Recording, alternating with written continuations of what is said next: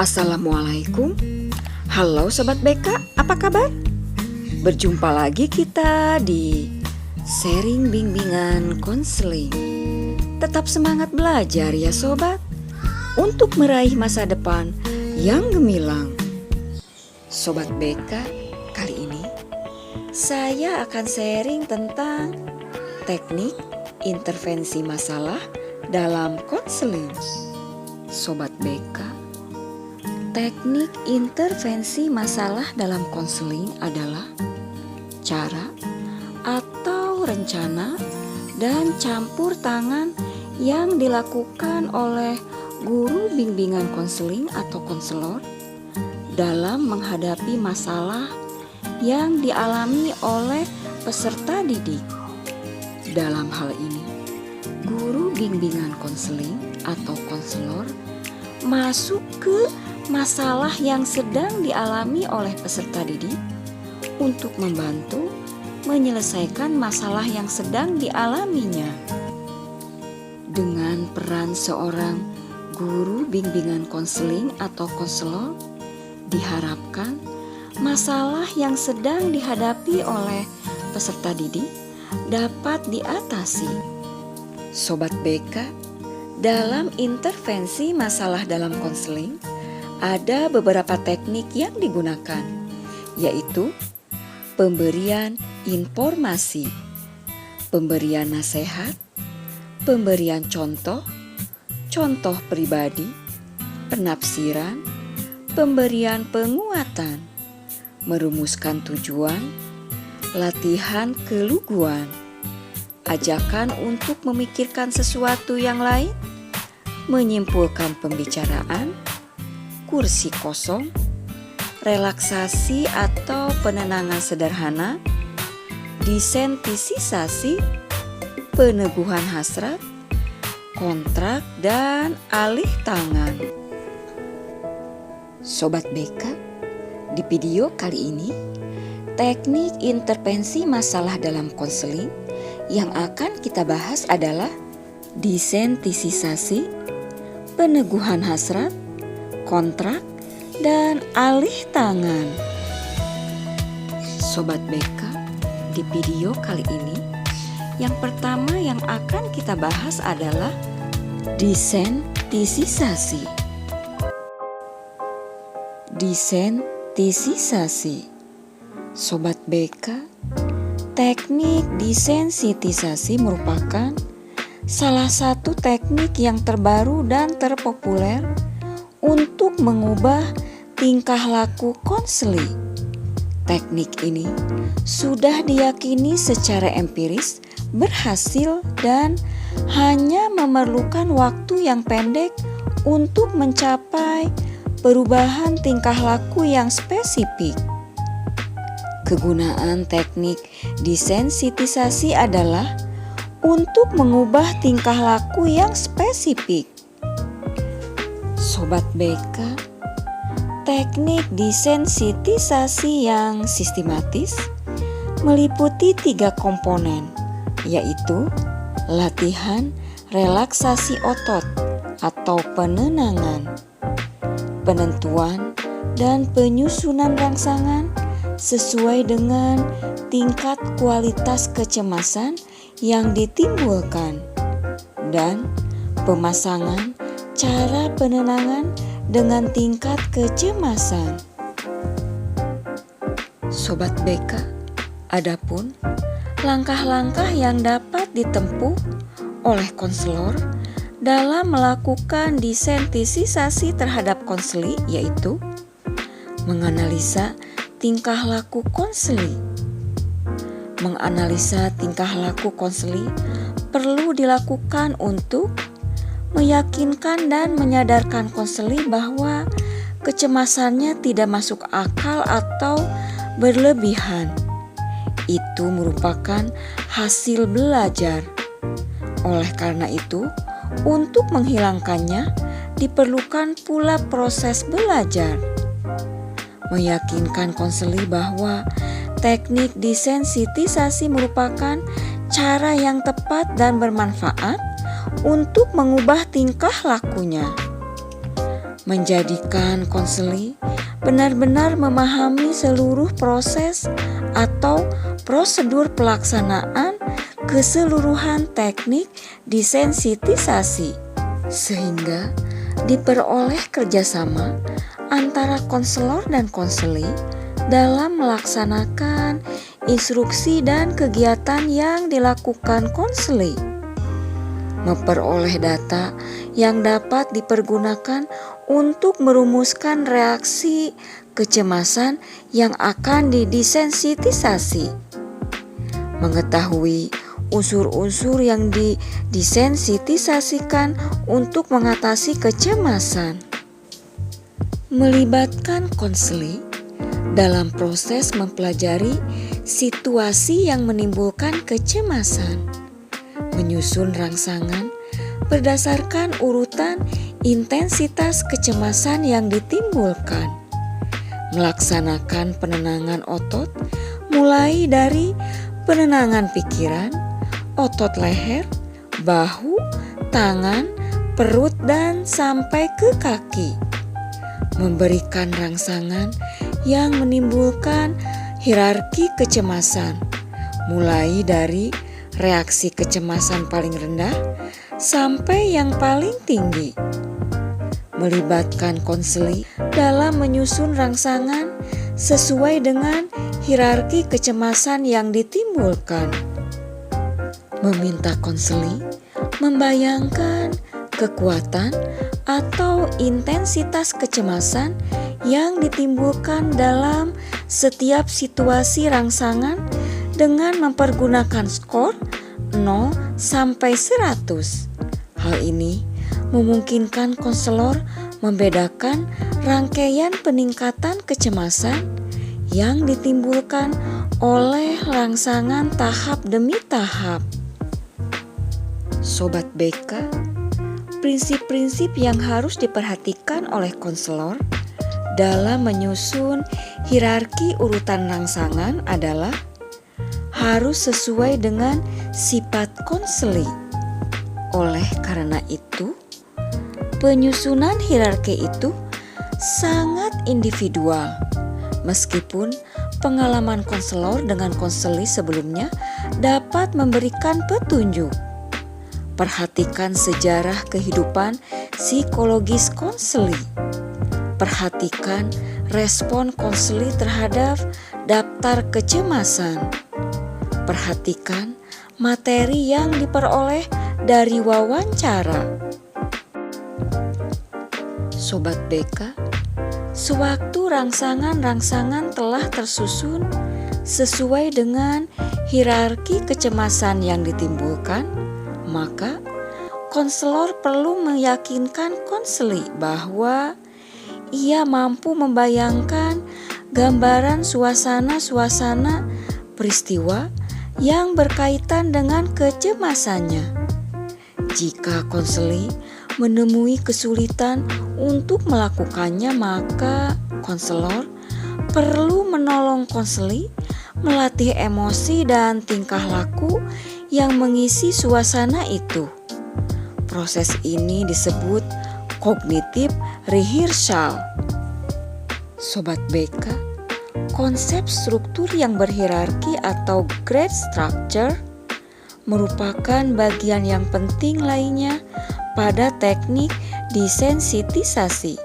Grade structure maksudnya bahwa penampilan konseling pada proses desensitisasi dapat disusun sedemikian rupa sehingga konseling dapat memperkirakan tujuan bertingkah laku yang harus dikuasai. Hal ini memungkinkan konseling menilai perubahan tingkah lakunya. Sobat BK, berikut ini contoh rumusan hierarki kecemasan menghadapi tes. Hierarki ini disusun dari situasi rangsangan yang menimbulkan kecemasan paling rendah sampai yang paling tinggi. Bayangkan Anda bangun pagi hari di mana tes akan dilaksanakan. pikirkan tentang tes?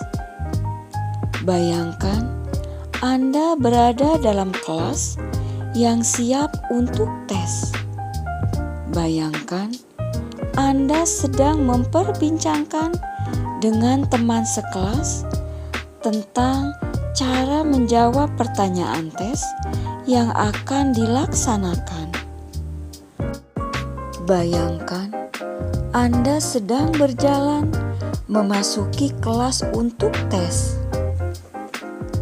Bayangkan Anda sedang duduk di dalam kelas dan dosen sedang membagikan kertas soal. Bayangkan Anda sedang melihat pertanyaan ujian dan mencoba menjawabnya. Peneguhan hasrat. Sobat BK, peneguhan hasrat adalah suatu teknik yang dapat membuat konseling mempunyai keinginan, keyakinan, dan prinsip yang lebih kuat agar mau melakukan perubahan positif dalam dirinya. Tujuan peneguhan hasrat dalam konseling yaitu untuk memantapkan apa yang menjadi pilihan konseling yang sudah disepakati oleh konselor dalam memecahkan masalahnya. Konselor memberikan perhatian penuh kepada konseling agar konseling mau bekerja keras mencapai tujuan yang telah ditetapkan dan agar konseling benar-benar mau mengerjakan keputusan yang telah ditetapkannya dalam memecahkan masalahnya. Sobat BK, dalam melakukan peneguhan hasrat, konselor seyogianya memperhatikan syarat-syarat dilakukannya peneguhan hasrat, yaitu adanya keinginan konseling untuk mengubah tingkah lakunya ke arah yang lebih positif. Konseling telah mencapai pemahaman yang cukup mendalam dari masalah atau hal yang dihadapinya, dan konseling telah mengetahui dan memilih tujuan yang ingin dicapainya. Sobat BK, adapun langkah-langkah yang dapat ditempuh oleh konselor dalam memberikan peneguhan hasrat dalam proses konseling adalah konselor memberikan perhatian penuh kepada konseling. Konselor mengatakan bahwa ia memberi dukungan terhadap apa yang sudah menjadi keputusan konseling. Konselor memberikan dukungan dengan kata-kata dalam meneguhkan hasrat, bagus, baik, tepat, atau benar, bahwa Anda dapat, dan seterusnya. Diharapkan konseling dapat membuat rencana yang akan dilakukannya, dan konselor meyakinkan konseling bahwa ia sanggup melakukan keputusan itu. Kontrak. Sobat BK, menurut Nelson dan Jones, kontrak merujuk untuk pembuatan kesepakatan mengenai proses konseling antara konselor dengan konseling terhadap hal yang akan dilatih dan atau dilaksanakan oleh konseling setelah proses konseling. Adapun tujuan dilakukannya kontrak adalah untuk membuat konseling setuju melakukan rencana yang akan dilakukannya. Konseling mempunyai rencana kegiatan pengubahan tingkah laku secara terstruktur, dan konseling punya ikatan dengan konselor tentang pelaksanaan janji sekaligus untuk menganalisis kegiatan yang telah dilakukan. Sobat BK, adapun isi kontrak yang dilakukan oleh konselor dan konseli adalah berkenaan dengan apa yang akan dilakukan konseli setelah konseli. Berapa kali konseli harus melakukannya dan kapan hasil kegiatan konseli tersebut dibicarakan lagi bersama konselor. Lebih lanjut, syarat terjadinya kontrak adalah jelas apa yang akan dilakukan. Isinya sesuai dengan isi masalah konseli. Kontrak harus realistis dan sederhana. Jelas peranan masing-masing, yaitu konselor dan konseli, dan masalah waktu dan tempat. Alih tangan. Sobat BK, alih tangan dilakukan apabila konselor menghadapi masalah konseli yang penyelesaiannya di luar kemampuan atau pengetahuan, keterampilan, dan wewenang konselor. Maka konselor dapat mempertimbangkan untuk mengalih tangankan konseli. Alih tangan dapat dilakukan kepada ahli atau badan lain yang lebih berwenang sesuai dengan masalah konseli. Sobat BK, dalam melakukan alih tangan, ada beberapa prinsip mengalih tangankan yang perlu diperhatikan oleh konselor, yaitu konselor punya pengetahuan menyediakan tentang ahli atau badan atau lembaga lain yang memungkinkan menyediakan layanan yang dibutuhkan oleh konseli. Konselor membicarakan kemungkinan alih tangan dengan ahli atau badan atau lembaga yang dimaksud dengan tetap memperhatikan azas kerahasiaan. Membicarakan dengan konseli tentang alih tangan yang akan dilakukan oleh konselor. Konselor hendaknya memberikan keyakinan bahwa dengan alih tangan masalah konseli dapat diatasi karena masalah itu di luar wewenang atau kemampuan konselor. Bila konseli menyetujui alih tangan, konselor perlu memberitahukan kapan, di mana, dan kepada siapa konseli dialih tangankan. Dan konselor membantu badan atau lembaga yang dimaksud memberikan informasi yang jelas tentang masalah konseli yang meliputi pernyataan yang jelas tentang masalah dan kebutuhan-kebutuhan konseli, ringkasan tentang bantuan yang telah diberikan, surat untuk mendapatkan pelayanan khusus bagi konseli, dan petunjuk yang menyangkut perasaan konseli tentang alih tangan masalahnya. Sobat BK, demikianlah sharing kali ini. Teknik intervensi masalah dalam konseling. Di video kali ini, kita telah membahas tentang desensitisasi, peneguhan hasrat, kontrak, dan alih tangan. Semoga bermanfaat dan dapat menambah wawasan. Terima kasih. Wassalamualaikum.